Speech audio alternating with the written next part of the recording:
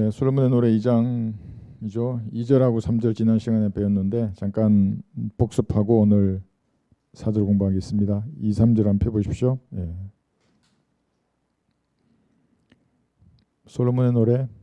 네, 아가스라고 되어 있는 성경이 있으면 쓰레기통에 버리세요. 예, 쓰레기통에 버리세요. 그 나를 보고 사탄이라고 했던 사람이 있어요. 자기는 개역 개정을 쓰는데 내 성경 보고 댓글을 남겼더라고. 나보고 사탄이라고. 누가 사탄인지를 한번 봐요. 그러니까 그 솔로몬의 노래를 아가스라고 되어 있는 성경을 들고 나보고 사탄이라 그래요. 웃기지 않아요? 스스로도 한번 생각해봐요. 오늘 뭐 이거 듣고 있다면. 나는 사륜의 장미요 골짜기들의 백합화로다. 가시나무 가운데 백합화처럼 나의 사랑도 딸들 가운데 그러하도다. 이제 이게 2절이죠. 백합화라고 했습니다. 사랑하는 성도들을. 3절 보시면 숲의 나무들 가운데 사과나무처럼 나의 사랑하는 이도 아들들 가운데 그러하도다. 내가 기쁨으로 그의 그늘 아래 앉았으니 그의 과일은 내 입에 달콤하였도다. 또 이것을 인간의 사랑으로 격화시켜서 자기 수준으로 이 사랑을 풀면은 말씀으로부터 아무런 은혜를 받을 수 없어요. 그러니까 이제 우리가 첫 시간부터 이렇게 했어요. 이 사랑의 의미가 무엇인지. 그래서 2절하고 3절 이렇게 했잖아요. 그죠? 2절은 신랑이신 예수님께서 자신의 피로 구속한 그래서 값을 치르고 산 신약의 성도들을 백합화로 비유하는 겁니다. 백합화. 여러분들 그래서 단순히 다 꽃이에요. 그 스스로를 평가절하하면 안 돼요. 여러분은 꽃이에요. 하나님 보시기에. 그러면 여러분 외에 구원받지 않았거나 잘 들어보세요. 구원받지 않았거나 이 교회 시대에 구약에서 구원받은 사람들, 초림 때 구원받은 사람도 있어요. 다 구약 아래 율법 아래 있는 사람들이에요. 율법 이전의 사람들, 율법 아래 있었던 사람들, 대환란 때 구원받을 환란 성도들, 천연왕국 성도들, 영원 시대에 구원받을 그 모든 사람은 전부 다 가시나무에 비유 있어요. 여러분들은 백합화라고 지난 시간에 배웠습니다. 왜 그래요? 예수님의 피로 여러분을 낳았기 때문에 그래요. 예수님의 피로 여러분을 값주고 샀기 때문에 그런 거예요. 예수님의 피라는 게 하나님 자신의 피잖아요. 그죠? 그죠? 진짜 하나님의 아들들이에요. 구약의 어떤 선지자도 이 지위를 누릴 수 없는 겁니다. 이거 어떻게 알아요? 우리 부모들이 자식을 낳잖아요. 그 얼마나 내 새끼 그러잖아요. 고슴도치도 내 새끼 그러잖아요. 하나님도 마찬가지예요. 자신의 피로 여러분을 낳았기 때문에 그냥 힘들다고 포기해버리고 시련과 고난이 너무 강하다고 뭐 배신당했다고 포기하고 죄를 지었다고 포기하고 왜 포기해요? 믿음을.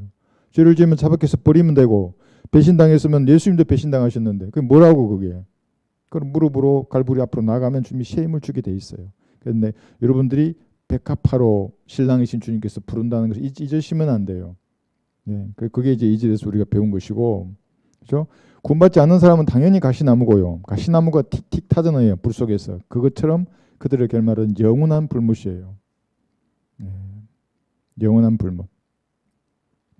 그 다음에 3절은 뭐였냐면 3절은 이제 2절에서는 주님이 여러분들을 신약의 성도들을 백합화하고 그랬잖아요. 3절에서는 이제 신부가 예수님을 사과나무에 비유한 거예요. 그래서 지난 시간 우리가 여러 가지 나무로 배웠잖아요. 그죠? 올리브 나무, 영원한 생명을 얻기 위해서 에덴에서 올리브 나무를 먹어서 영생할 수 있었는데 아담이 포기해버렸잖아요. 그 여자 때문에. 그 영생을 포기하고 얻은 여자인데 좀 이따 싸운다고 핑계 댄다고. 이제 네가 나를 그래서 내가 죄지었다고 막 그러면서 이제 그죠? 올리브 나무도 있었고 이것은 다시 영원 시대에 가면 이 몸을 입은 사람들 여기서 다시 먹어야 영원히 사는 나무예요. 그 도성에 들어가서. 근데 여러분은 죽음의 나무에 매달리셨던 예수 그리스도의 피를 믿음으로 그게 먹는 거예요. 오늘 조금 볼거예요. 그것도 더 이제 그렇게 해서 사과나무에 비유하는데 예수님을. 근데 다른 남자들이 있다고요. 예수님이 아닌데 지난 시간 배웠어요. 다른 남자들 이제 예를 들면 이런 거예요. 구약 시대에 모세나 엘리야, 구원파가 그렇게 좋아하는 침례의 요한, 그분하고 예수님하고 비교해 보면 이 사람들은 정말 신발끈을 풀 자격도 없는 사람들이에요. 그렇잖아요. 신약에 예수님의 피를 믿으면 구원받는 그 교리에 침례인 요한을 슬쩍 집어넣으면 그건 마귀의 수작이라고요.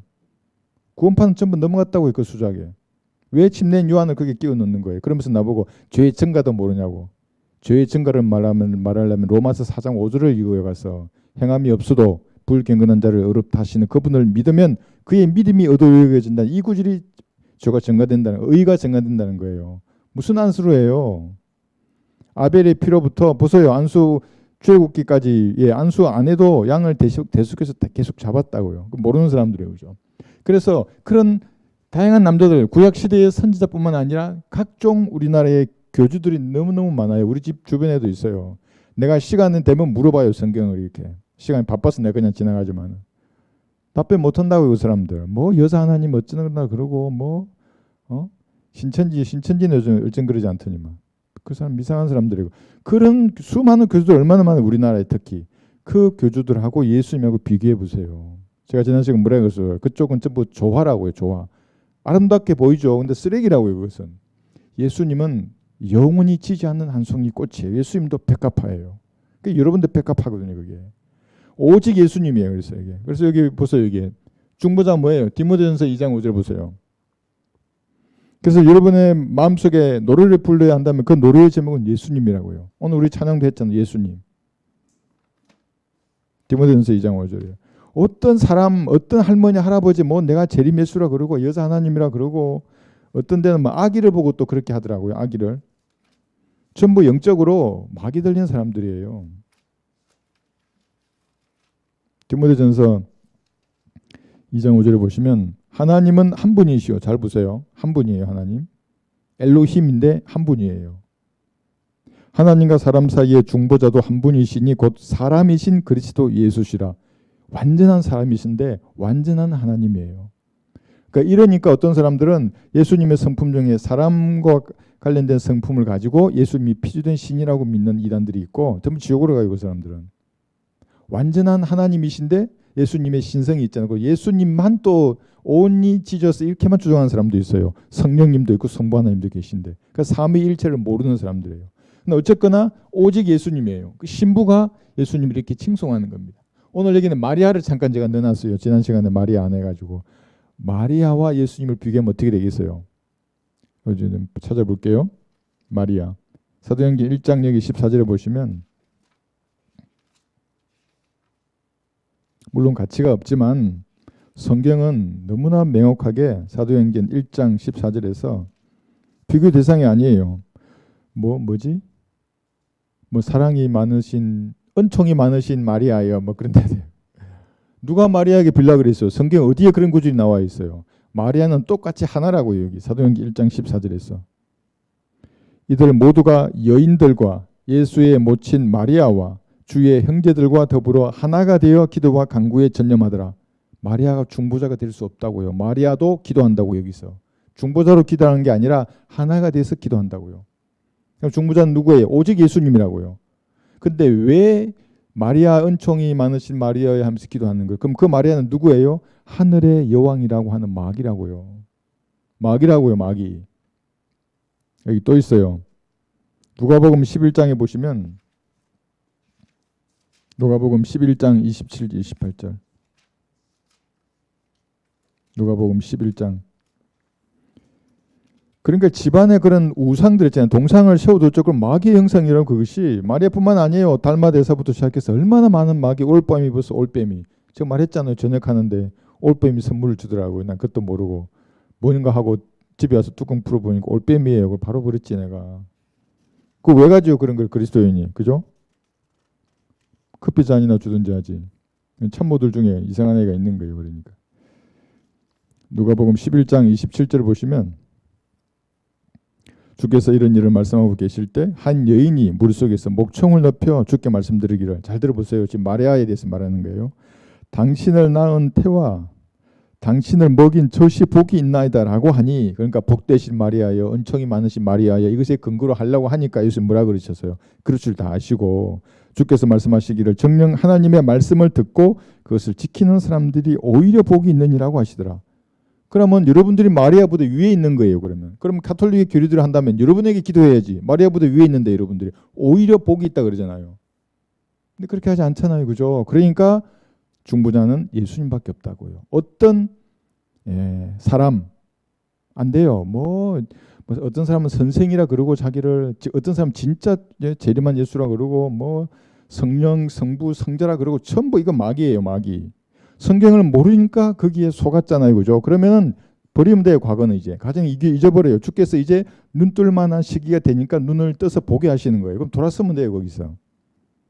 네. 그리고 이제 그렇게 해서 여러분들이 구원받았어요. 이렇게 백합화가 됐으면 예수님께서 주시는 말씀을 공부함으로써 이 과일이 얼마나 달콤한지를 맛보아야 되는데, 베드로전서 2장 다시 펴보세요. 구원받은 성도를 말하는 거예요. 구원받은 성도는 베드로전서 2장 2절에 나와 있는 대로 말씀이 얼마나 단지 알아요. 우리 저기 전주에 계시는 형제님 찬양 부를 때 1시간도 불러요. 저도 그래요. 부르면 그 시간이 그냥 가버려요. 30분, 그냥 갔네. 딴 것도 해야 되는데 막 이러거든요. 그 말씀의 맛을 아는 거예요. 이게 달콤하구나. 베드로전서 2장 여기 보세요. 2절. 갓난아기들로서 순수한 말씀의 젖을 사모하라. 변기된 거 하면 안 돼요. 개혁개정 같이 오늘 조금 볼 거예요.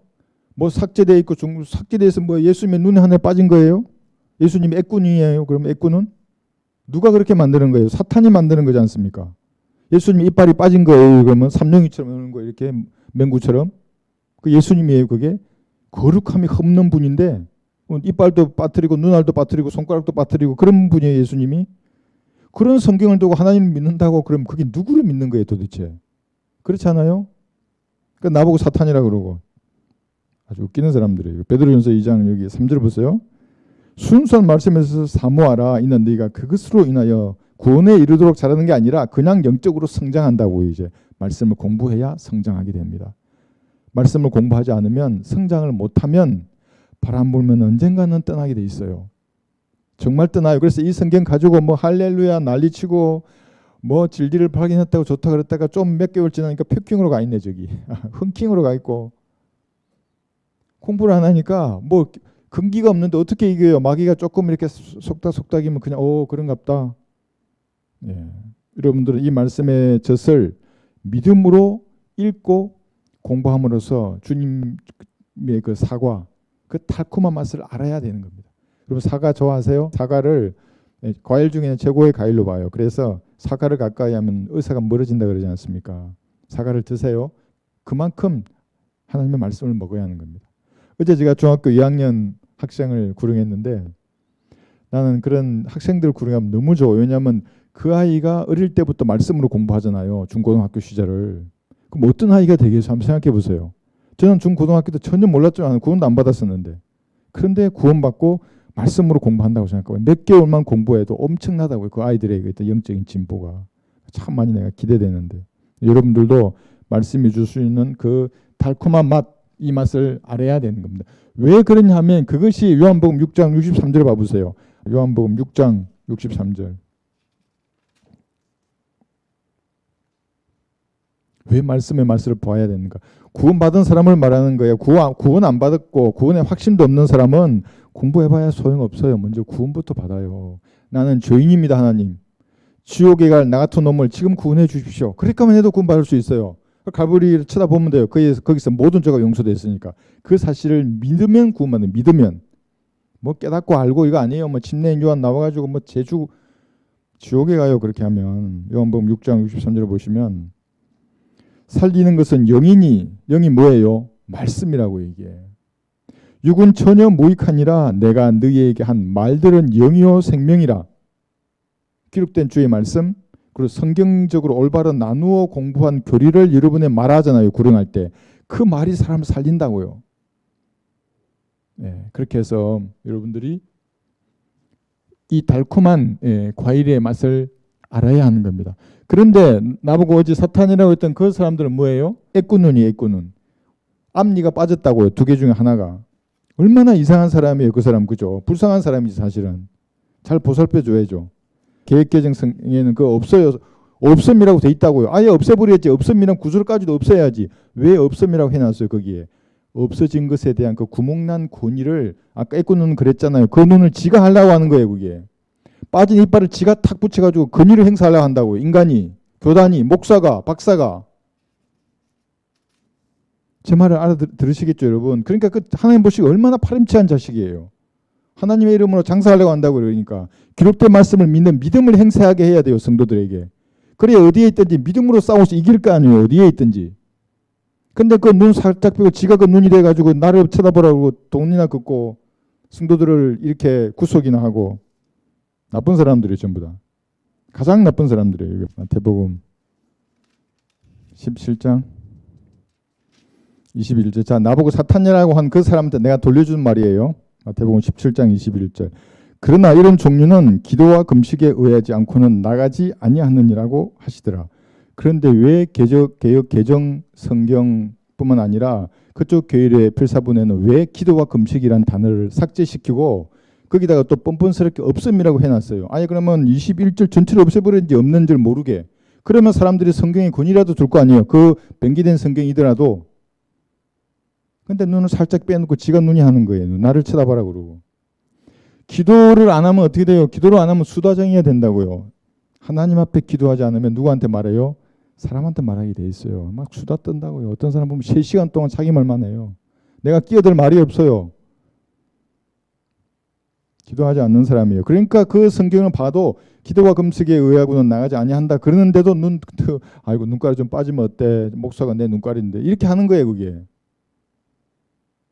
그런 게 어디 있어요. 금식도 마찬가지예요. 금식을 싫어하는 사람은 뭐냐면 탐식하는 자예요. 죄인이에요. 죄인. 그런데 이렇게 없음이라고 되어 있는 성경을 가지고 나보고 사탄이라고. 사탄?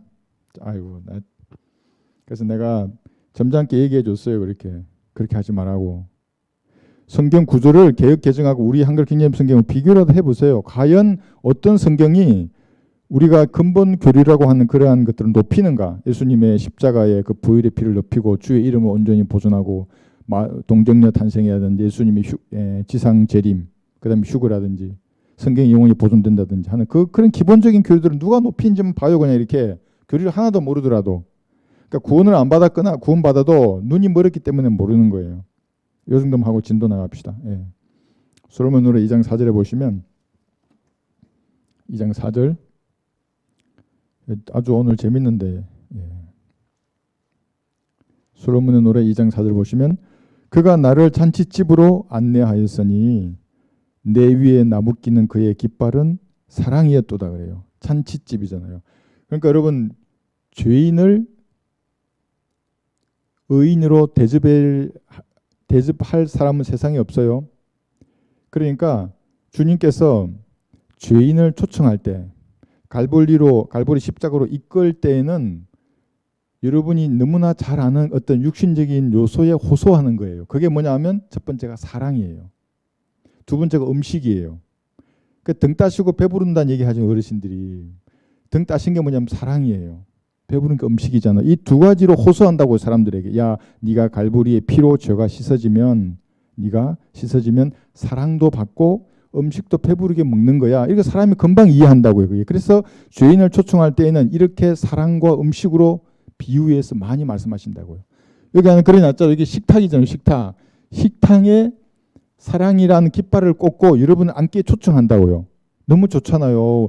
어머니의 정성으로 이렇게 마련하신 만찬의 자리에 막 오물투성이에요. 죄로.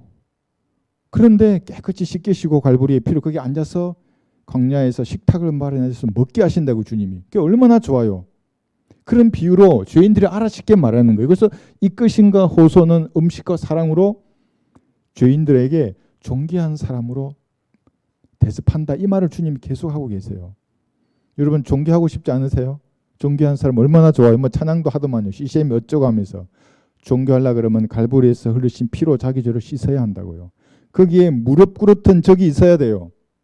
여러분 있으세요? 갈보리 십자가 앞에 하나님 나 같은 죄인을 용서해 주셔서 고맙습니다. 그렇게만 해도 구원받을 수 있어요. 진짜 그렇게 한다면. 그러면 주님께서 여러분을 존귀한 한 송이 백합화로 진짜 보세요. 자, 그런데 여기 이제 쭉 오늘 조금 볼 건데 그게 뭐냐면 여기 몇 가지 해놨잖아요. 마태복음 22장 보세요. 여기 진짜로 죄인을 초청할 때 혼인 잔치에 비유해요. 혼인이 사랑이잖아요. 사랑과 음식이 계속 나와요. 마태복음 22장 2절 보시면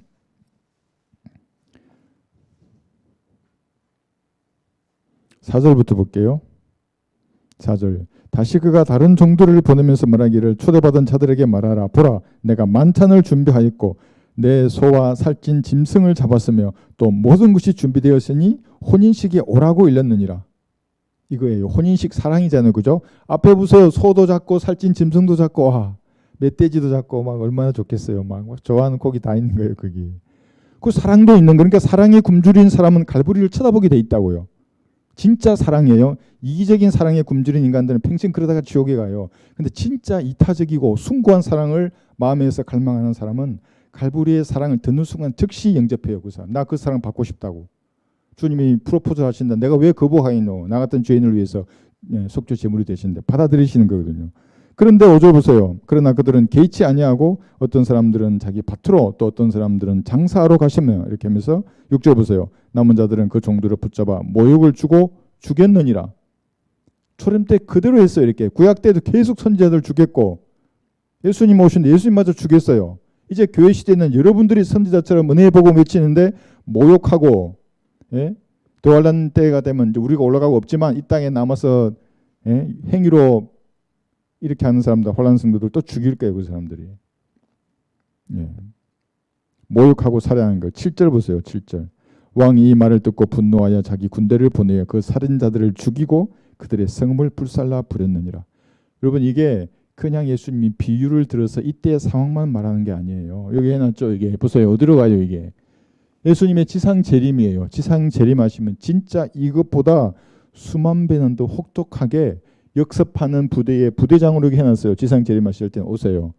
더 이상 잠자지 않으세요. 쉬지 않는다고요. 교회 시대처럼. 지금은 예수님 직접 개입하지도 않으시고 초자연적인 어떤 역사나 기적을 일으키지 않잖아요. 교회 시대는. 그러나 대환란이 시작되면서부터 지상에 재림하실 때는 벌써 역습 부대의 지휘관으로 오신다는 건 뭐예요? 예수님의 입에서 불 같은 칼이 나온다고요. 다 불에 태워 죽여요. 사람들. 그 첫날에만 22억 준다 그랬잖아요. 무서운 왕으로 오실 것입니다. 죽이고 불태우는 거예요. 이게. 그런데 죄인의 애를 말할 때는 혼인잔치죠. 우리의 혼인잔치는 여기서요. 어린 양의 혼인식. 그러니까 사랑을 말씀하시고 만찬을 말씀하시면서 오라고 하는 거예요. 모욕하고 살해했잖아요. 여러분도 마찬가지로 그렇게 하는 거예요. 누가복음 여기 14장에 보시더라도 사랑과 음식이에요. 누가복음 14장 16절.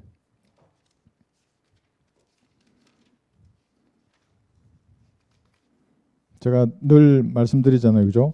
어떤 거지가 있는데 거지에게 차선을 베풀어서 거지가 그거 보고 기뻐하는 모습을 이렇게 누가 이렇게 찍어서 올리더라고요.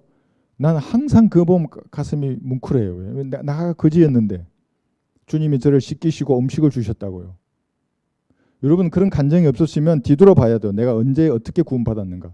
그때부터 사실은 여러분은 주님 앞에 존귀한 사람이 됐고 주님이 광야에서 식탁을 마련해 주시는데 그 식탁에 깃발을 탁 꽂아 넣으셨다고. 여기 사랑이라고. 사랑. 이 사람 이렇게 하는 거예요. 앉는 거예요. 원수들 앞에서 진짜로 식탁을 마련해 줘요. 그래 못 믿으니까 제가 말씀드렸죠. 저도 처음에는 어떻게 주님이 광야에서 식탁을 마련하시냐고 막 따진다고요. 육신이. 그 좀 다리도 부러져 보고 날개도 꺾여져 보고 파닥거리다가 나중에는 알아요. 아 주님이 이러신다는 것을. 누가복음 14장 16절에 보시면 여러분도 이런 경험을 하고 싶으시면 오늘 밤에 요 공부 끝나면 진지하게 주님 앞에 여러분의 마음을 표명하는 거예요. 표명. 그게 뭐냐면 주님 제가 주님의 진리를 알았는데 어떤 위험을 감수하고서라도 주님의 뜻대로 살기를 원합니다. 진짜로 말을 해요. 앞에 계신 것처럼. 그러면 주님 여러분의 마음의 고백을 보셨잖아요. 진짜로 살면 뭐가 일어나요? 이게 불꽃이 튄다고요. 그때부터. 근데 뭐 장난스럽게 뭐 주시옵소서 뭐 이래놓고 뭐가 일어날까 하나님하고. 진지하게 마음을 딱 열잖아요. 그러면 주님이 여러분의 고백을 보시고 뭔가 인도해 주세요. 삶을. 14장 16절 보시면 그때 주께서 그에게 말씀하시기를 어떤 사람이 성대한 저녁을 마련하고 많은 사람을 초대하였더니 또 여기 초대도 사랑이잖아요. 그죠? 성대한 음식 저녁 만찬을 준비한 거예요. 또 아마 살찐 고기와 멧돼지도 잡으실지 몰라요. 막 한번 생각해 보세요. 저녁에 성대한 저녁. 갈보리로 사람들 이끌 때도 주님이 그런 비유로 말씀하신다고요. 그런데 여기 17절 보세요. 17절.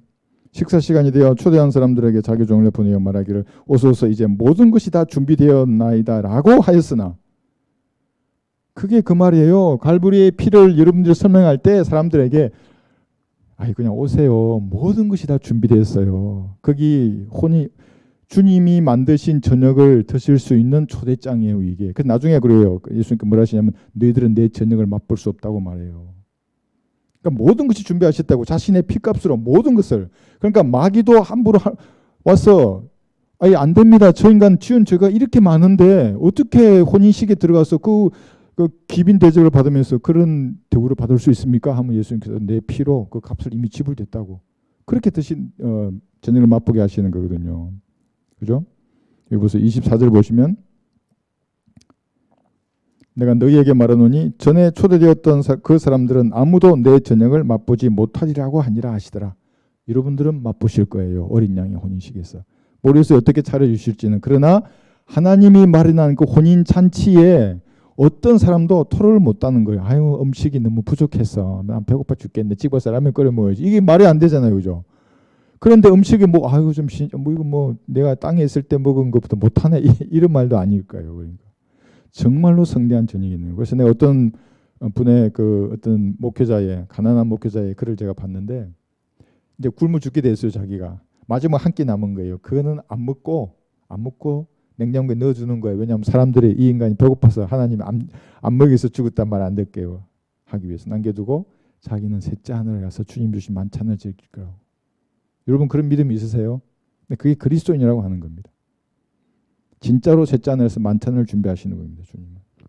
그래서 이렇게 하시고 그 다음에 계시록 여기 19장 7절에 보시더라도 계시록 19장 7절 단순히 음식과 사랑 그랬잖아요. 플러스 알파를 엄청 주세요. 여러분이 갈보리의 피를 믿는 그 순간에 예수님이 나를 위해 피 흘리셨구나. 딱 믿었잖아요. 그러면 보세요. 계시록 19장 7절.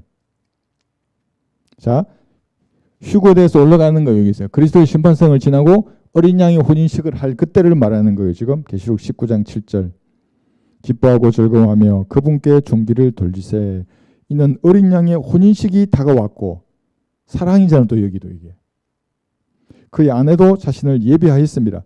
이 아내가 할머니 아니에요. 한국에 있는 여자 하나님이래요. 이게 아니에요. 예수님의 피로 구속된 교회 시대의 성도를 말하는 겁니다.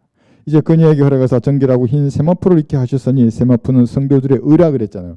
그러니까 구원받으면 이 땅을 사는 동안 식탁을 마련하시고 그 옆에 사랑 깃발을 딱 꽂아둔다고요. 아무도 뺏지 못해요. 그게. 여러분이 그 다 내 부셔버리고 세상으로 가지 않는 한 그 식탁에서 주님 만찬을 주세요. 그리고 어린 양의 혼인식에서 영혼이 썩지 않는 몸으로도 변화되잖아요. 그죠? 그 몸도 주셨죠. 세마포는 성도들의 의라. 옷도 주시죠. 그러면 지상에 내려오잖아요. 지상으로. 여기 지상으로. 내려오시면 뭐예요? 말도 주시죠. 유니콘 타고 내려오는 거예요. 이러니까 또 그 신천지 그 아주 놀라시던데 성경 공부해봐요. 내 말이 틀렸는가. 찾아가서 나한테 반론을 해도 되니까. 그 다음에 내려오시잖아요. 그러면 천년간의 신혼여행을 즐기는 거예요. 주님하고. 또 이러니까 어떤 사람은 그것이 또 인간의 이런 그것만 생각하는 거예요. 무슨 말이 안 돼요. 인간의 그 사랑으로 이 성경에서 말씀하시는 주님의 그 얼마나 부유하신가를 이것으로 보여주시는 건데 또 인간의 신혼여행을 생각하는 거예요. 천년 동안 어떻게 신혼여행해요 사람이. 그게 아니라는 거예요. 비유로 말씀하시는 거예요. 그게 천년왕국이에요. 그 다음에 새 예루살렘 도성도 주시잖아요. 집도 주시는 거예요. 그러면서 하나님의 부유하심이 어떤 것인지 알 거예요. 그래서 이렇게 말하는 거예요. 등 따시고 배부를 뿐만 아니라 이 알파 더 있다고 이렇게. 주님이 자신의 신부를 위해서 예배해 두신 것은 아무도 흠잡을 데가 없을 거예요. 너무나 아름답고 너무나 부유하고 만족스러운 것들일 것입니다. 그래서 계시록 여기 보셨죠? 3장 20절을 보시면 구원받을 때도 여기 먹는 게 들어가 있어요. 성령님의 마문을 두드려요. 지옥에 갈 죄인들은 지금도 두드려요. 여러분이 기도하면 더 세게 두드려요. 그래서 기도해 주세요. 불쌍한 사람 옆에 많잖아요. 구원 안 받은 사람들. 불쌍하지 않은 사람 기도하지 마요. 그 사람은. 불쌍한 사람들 위주로 기도하세요. 가족들, 친지들 우선. 계시록 3장 여기 20절. 보라 내가 문 앞에 서서 두드리노라. 누구든지 내 음성을 듣고 그 문을 열면, 그러니까 예수님을 구주로 영접하면 이 말입니다. 그렇게 하면 내가 그에게로 들어가서 그와 함께 먹으며 그도 나와 함께 먹으리라. 또 먹는다는 거예요. 이게 결코 굶주리지 않아요. 주님 안으로 들어가면. 이게 육체적으로 구원받고 말씀을 공부하면 굶주리지 않게 해요. 주님이. 영적으로도 마찬가지고. 그 사람들이 그걸 잘 이해하잖아요. 왜냐하면 성경이 먹는 걸로 시작해서 마지막에도 먹는 걸로 끝나잖아요. 구원의 초청도 이것과 연관이 있는 거예요. 그래서 사랑에 굶주렸다. 그럼 예수님을 만나면 굶주리지 않아요. 진짜 음식이 없어서 배고프다. 예수님을 구주로 영접하면 반드시 음식을 주게 돼 있어요. 한번 시험해 보세요. 제 말이 거짓말인가. 다만 마음을 열어야 돼. 주님 앞에. 진지하게 말하면 반드시 그렇게 해주시는 겁니다. 그래서 여기서 있고, 그 다음에 여기 잔치집 했잖아요. 이게 무슨 말이냐면 여기에서 술은 발효된 술이 아니라는 말입니다. 여기서 술 잔치를 했거든요. 이게 에스더 5장 6절에 보시더라도 여기 할 때의 술이라는 의미도 열매를 짜낸 거예요. 여기 과일. 여기 3절에서 아까 과일이 나셨잖아요. 그죠? 맛보라 그랬죠. 이것도 포도송이라는 그 과일을 즙을 짜서 마시는 거예요. 이게 다 그 말이거든요. 마태복음 26장 볼까요? 새 것으로 마신대요. 혼인식에서. 그게 진짜 포도 주신지는 모르겠지만 여기서 지금 비교하는 것은 발효된 포도주가 있고 발효되지 않은 포도주가 있는 거예요. 그것으로서 반석이 갈라져요. 이렇게.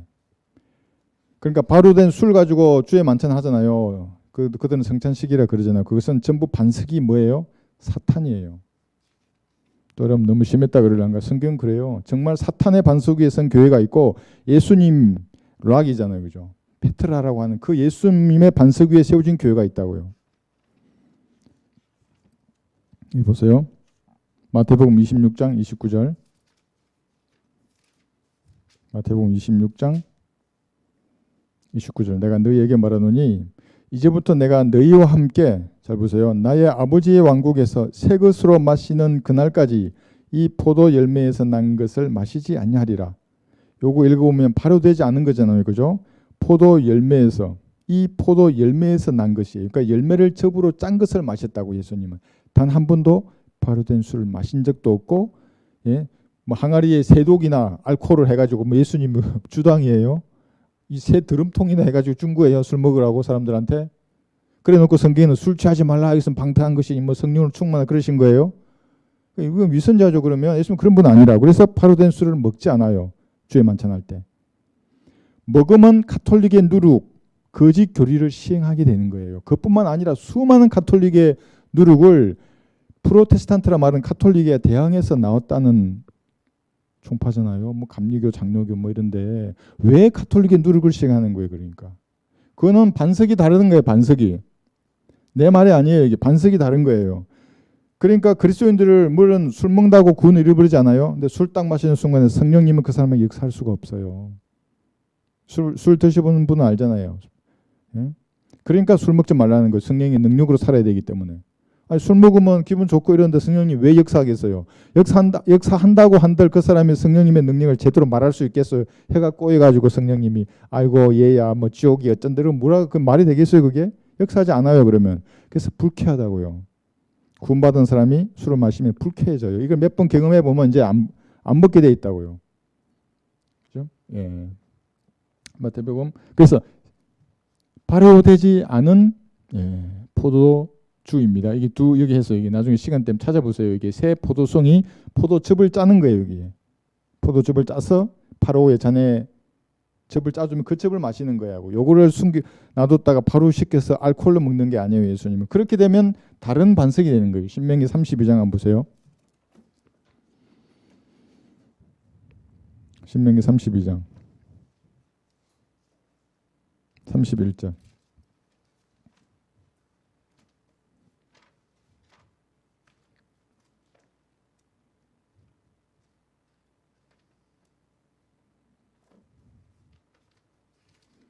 (32장) 31절이죠. 그들의 반석이 그러니까 거짓 교리를 행하는 그 교회도 반석 위에 서 있어요. 그 반석은 사탄이에요. 베드로 보고 사탄이라 그랬잖아요. 너는 베드로라. 이게 페트로스란 말이고 소문자락이에요. 그냥 그렇게 하고 딱 맞춤표예요. 내가 이 반석 위에 할 때의 반석은 대문자락이에요. 페트라. 예수님 반석 위에 교회를 세우는 이게 두 개의 교회로 나뉘는 거예요. 서로 다른 반석.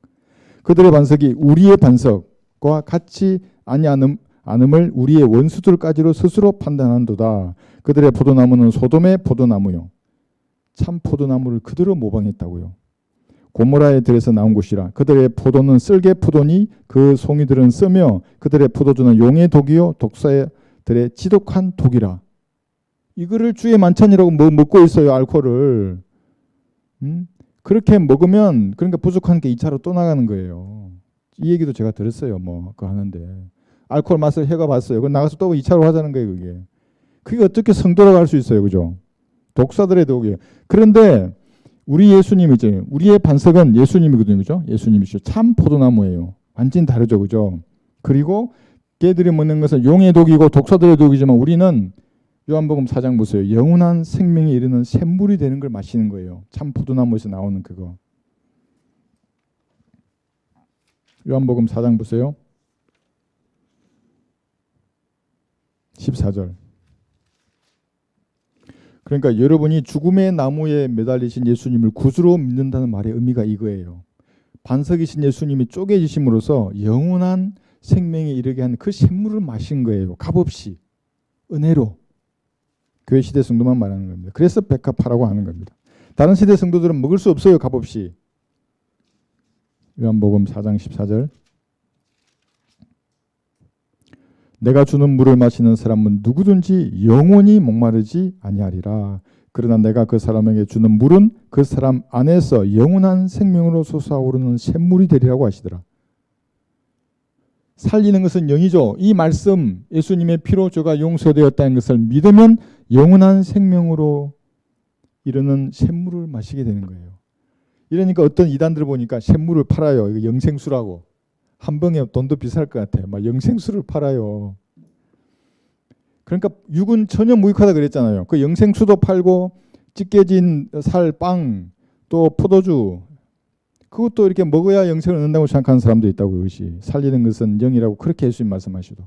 그죠? 여러분 이거 잘 이제 기억해야 됩니다. 그래서 여기 보면 잠언 23장 한번 볼게요. 술 먹지 말라고요. 그리스도인들은. 구원은 잃어버리지 않지만 여러분이 기도하고 성령님이 주시는 능력으로 세상을 살고 싶으시면 세상으로부터 오는 위로를 뭐 그게 뭔지 모르지만 술, 담배부터 많잖아요. 그걸 차단해야 된다고요. 그럼 주님이 위로해 주시고 힘을 주세요. 그러지 않죠. 이걸 잡았잖아요. 세상 것을. 그 주님은 역사할 수가 없다고요. 잠언 23장 29절.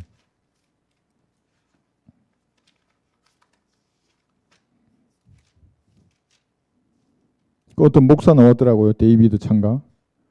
그 목욕탕 가운 입고 어떤 여자하고 앉아가지고 근데 왜 노란 거에 거품 있는 컵을 거기 왜 두냐고요. 그게 폐역한 것을 보게 돼 있어. 술 마시면 육신을 따르게 돼 있다고요.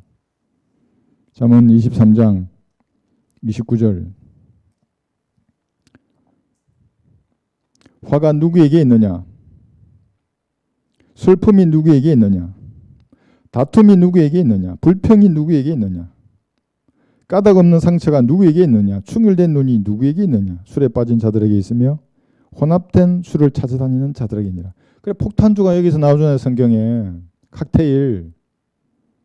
술은 불꽃 안에서 빛을 내며 매끄럽게 내려가나니. 아주 표현을 한번 보세요. 매끄럽게 내려가요. 그냥 마시고 그냥 탁 놓고 말이야. 폼 잡고 이렇게. 너는 술을 쳐다보지도 말라. 그것은 마침내 뱀처럼 물며 살무사처럼 쏘리라. 뱀에 물려보셨어요, 여러분? 매일 그러니까 술잔 들고 먹는 애들은 밤새 뱀에 물린 애들이에요, 그 애들은. 저도 과거에 그랬죠. 진리를 모를 때는. 부끄럽다고요, 근데 그런 것들이. 하면 안 돼요, 다시 그리스도인들이. 그렇죠? 내 눈이 타국 여인을 볼 것이요. 정확히 해놨어요. 내 마음이 패역한 것들을 발설하리라.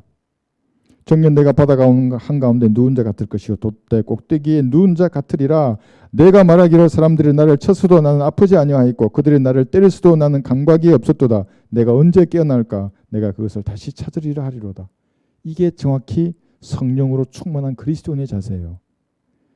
타격이 0이에요. 타격력이. 세상이 나를 때리고 마귀가 나를 때리고 5만 가지 환경으로 여러분을 때려요. 술 취한 사람이 안 아프다잖아요. 나를 쳤어도 아프지 아니하고.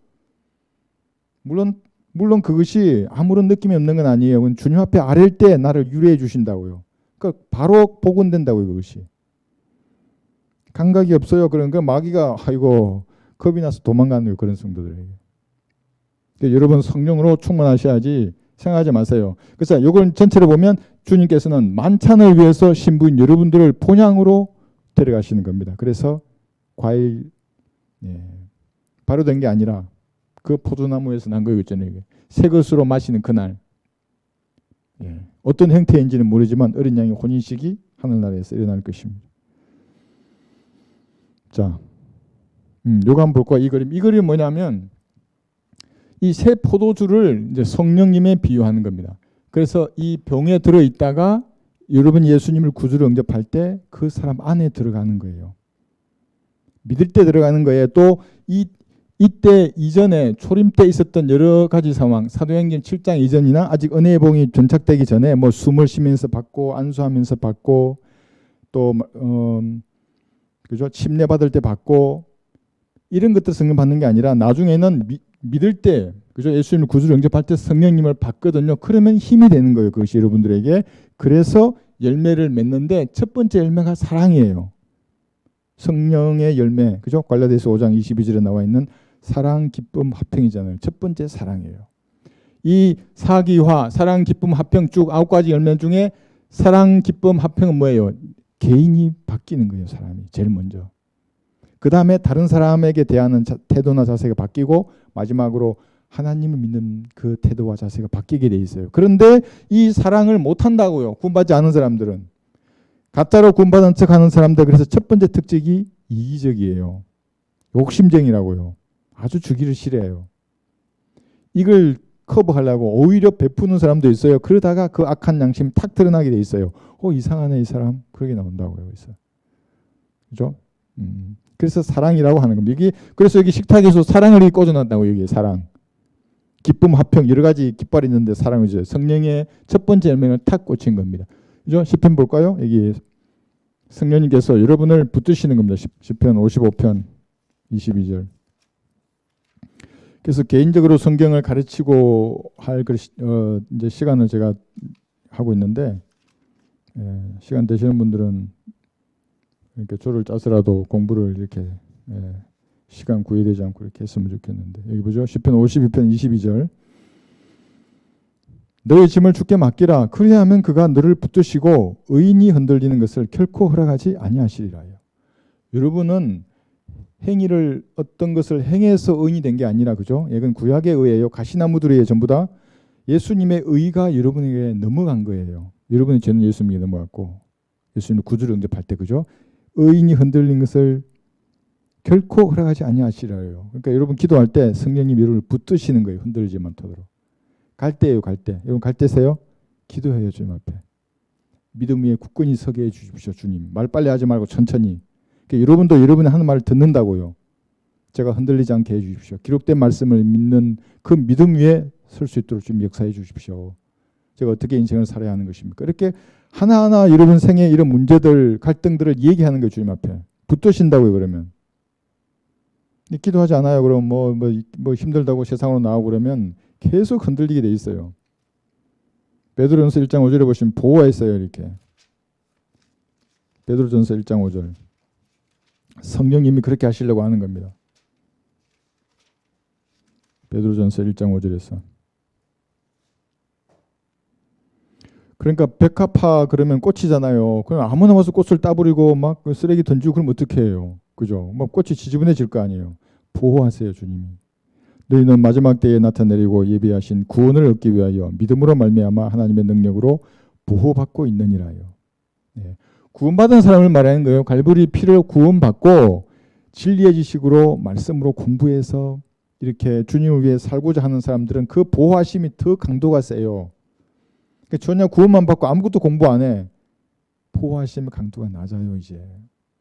왜냐하면 사람은 뿌린 대로 거두게 돼 있거든요. 여러분 주변의 환경은 뭐예요? 여러분이 언제인지는 모르지만 뿌린 것이 이제 시간이 지나면 드러나게 돼 있어요. 어떤 분은 95%라고 말하고 어떤 분은 99%라고 말해요. 특별한 경우가 아니라면 대부분은 언젠가는 뿌렸어요. 여러분들이. 그럼 무슨 일이 일어났자요? 그러면 주님 앞에 납작 엎드려서 겸손하게 나에게 자비를 베풀어 주십시오. 제가 그때 모르고 그랬습니다. 그렇게 그게 더 오히려 주님하고 가까워지는 계기가 될 수도 있어요. 근데 그렇게 하지 않고 주님 네가 감당하라고 그러더라도 믿음으로 나가야 어쩔 수 없어요. 방법이. 자, 그렇게 성령님께서 힘을 주시고 붙드시고 여러분을 보호하신다는 요 그림으로 좀 이렇게 교훈을 받았으면 좋겠습니다. 조금만 더 하고 마치겠습니다. 솔로몬 노래 2장 여기 5, 6절 보시면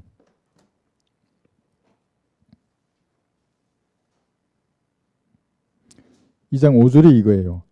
포도주 병으로 나에게 힘을 돋우시고 그랬죠. 돋우고. 포도주 병으로 나에게 힘을, 이게 뭐냐면 이게 포도주 병이에요. 이 안에 성령님이 계시는 거예요. 여러분이 구원받을 때 성령님이 들어가신 거예요. 힘이에요, 여러분들. 그리고 이 성령님이 계시기 때문에 육신을 죽은 것을 여기면 성령님께서 열매를 맺히게 해주시는 거예요. 그럼 이 열매는 여러분이 맺은 거예요? 성령님이 맺게 해주신 거예요? 성령님이 맺게 해주신 거예요. 그래서 자랑할 것이 하나도 없는 거예요. 그리스도인들은. 구원도 자랑할 것이 없고 이런 열매를 얻었다고 해서 기고만장해야죠. 야, 나 사랑이 엄청 많다. 내가 아주 막 머리 꺾어갖고 산에 가서 내가 도로 한 10년 닦았는데 사랑이 많아. 그건 사랑이 아니에요. 성경에서 말하는 그런 사랑. 그건 기쁨도 아니라고요. 그것은. 화평도 아니고. 네. 그래서 5절에 보면 포도주 병으로 나에게 힘을 돋우고 사과로 나를 유료해 주셔서 내가 사랑으로 병이 났나이다. 사과로 유료해 주란 말이 아니면 로마서 15장 4절에 보시면 말씀해 주시는 인내와 위로를 말하는 거예요. 볼까요? 먼저 로마서 15장 4절에서 로마서 15장 4절 무엇이든지 전에 기록된 것은 우리의 교훈을 위하여 기록된 것이니 구약 성경을 말하는 겁니다. 이는 성경이 주는 인내와 위로로서 소망을 지니게 하려 함이니라. 여러분 위로 받으러 어디로 가세요? 세상 사람들은 노래방 가더라고요. 여러분이 노래방 가면 위로가 아니라 스트레스를 더 받을 거예요. 그렇잖아요. 그죠? 뭐 말도 안 되는 소리 멧돼지 먹다는 소리 할 거 아니에요. 뭐 소리치고. 우리 부대에도 그게 마지막에 제가 전역하기 때 되면 노래방이 다 들어오더라고요. 매일 돼지 먹다는 소리예요. 거기서 막 소리치고 애들은 그게 스트레스 푸는 줄 아는데 그렇지 않다고요. 더 강팍해져요. 마음이. 문제 안 풀어진다고요. 그리스도인 위로를 얻을 유일한 것은 말씀이에요. 말씀으로 돌아가야 되는 겁니다. 인생 힘드시면 내가 성경 펼 힘도 없어. 그럼 들으면 되잖아요. 제가 말씀드렸잖아요. 힘 없으면 여러분 좋아하는 말씀을 이렇게 어떻게 해냈어요. 이런. 제 그리스도기도 좋고 차분한 목소리도 좋고 해놓고 들어야 한다고요. 그게 위로예요. 그리스도인에게는. 그러면 그 말씀을 듣다가 삶의 문제들이 풀어지는 겁니다. 위로죠. 예. 사랑으로 병이 났다 그랬잖아요. 여러분 사랑으로 병이 나본 적 있으세요? 예, 중학교나 고등학교 때 그래 보셨어요? 예. 호르몬의 장난인지 모르겠지만 진짜 병이 나잖아요. 그죠? 예. 그런데 그거를 여기 풋사랑이라 그래요. 여기 이 풋사랑은 항상 이기적이고 정욕적이에요. 하나님의 사랑은 완전히 달라요. 그때는 못 보면 죽을 것 같잖아요. 시간이 지나면 변질된다고 이 사랑들은. 구약 성경에 예가 있는데 타마를 좋아했잖아요. 그죠? 암논이었죠. 너무 좋아했어요. 그래서 사랑으로 병이 났어요. 그런데 타마를 범하고 나자 어떻게 했어요? 꺼지라 그랬어요. 일어나 떠나라 그랬어요. 꺼지라고. 그래서 뭐 나중에 이제 일이 일어나지만 그러니까 인간의 사랑이라는 것은 그렇다. 풋사랑이라는 것이. 하기 전에는 사랑으로 병이 날 정도고 뭐 중리 산이 하지만 시간이 지나면 그게 변질돼요. 하나님의 사랑은 그렇지 않아요. 그렇다 그러면 여기에 사랑이 있다고 하나님께서 말씀하실 리가 없다고요. 여기에 사랑이 있으니 이거 갈보리라고. 갈보리 십자가에. 보세요. 요한일서 4장 10절에. 왜냐하면 세상 사람들이 너무나 사랑을 변질시킨다고요.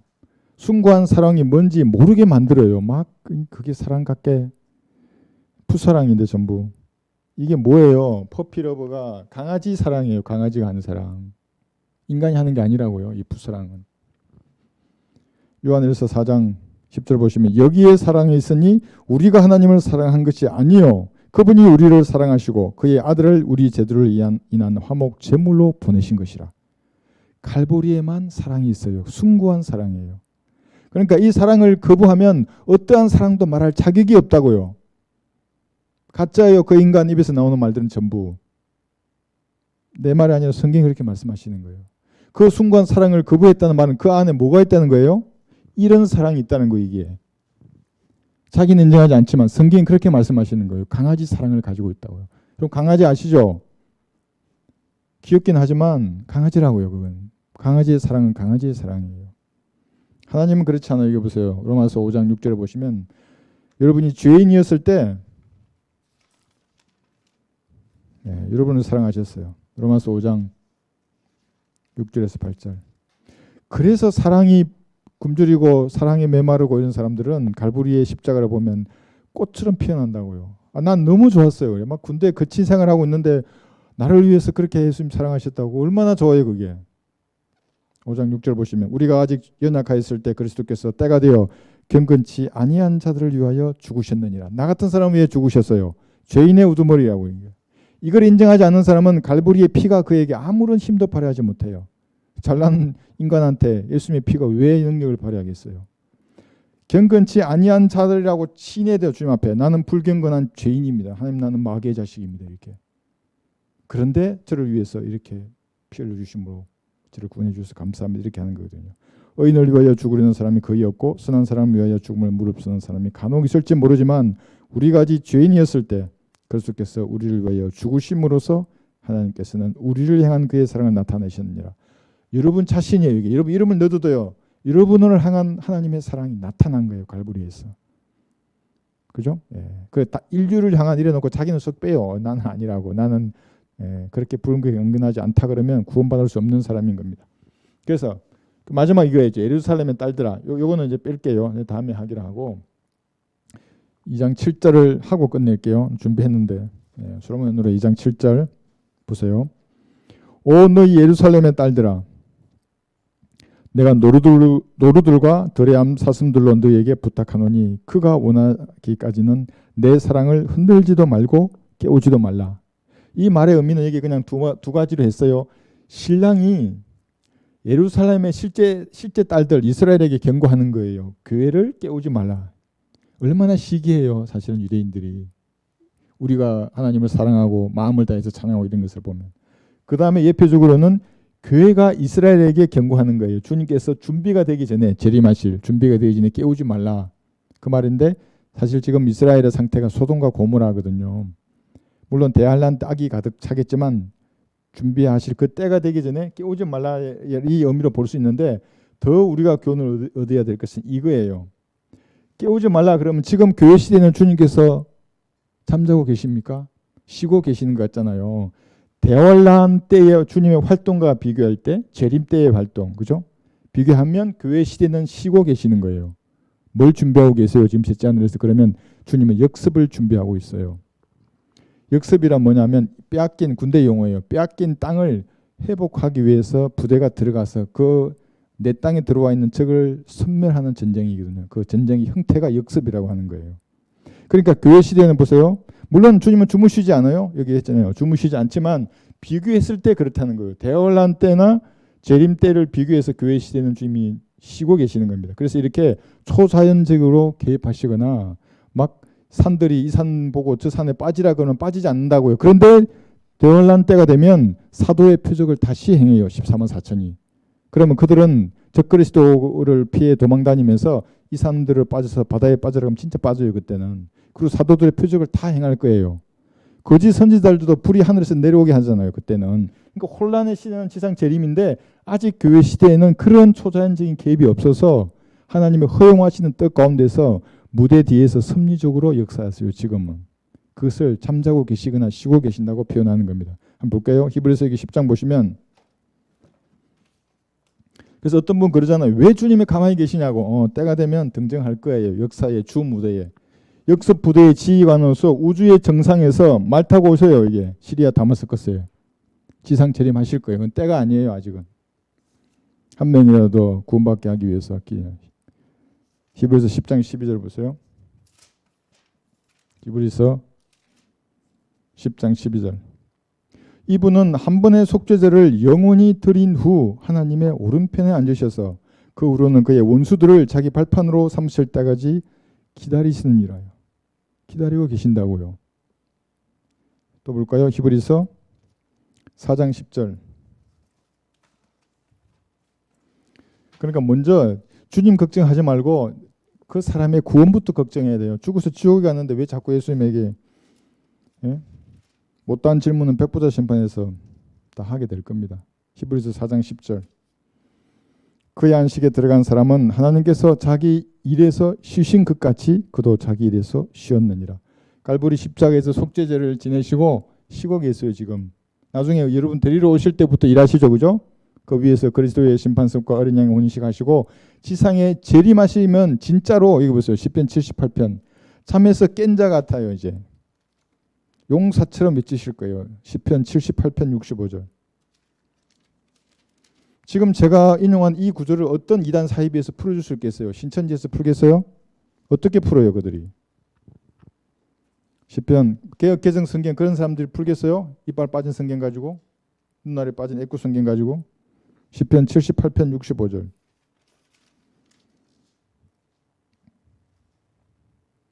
그때 주께서 잠에서 깬 자같이 포도주로 인하여 외치는 용사같이 깨셨으니 이랬어요. 그가 그의 원수들을 뒤에서 치시고 영속하는 비방을 받게 하셨도다 하면서 쭉 말씀하고 있잖아요. 그죠? 잠에서 깬 자가 되는 거예요.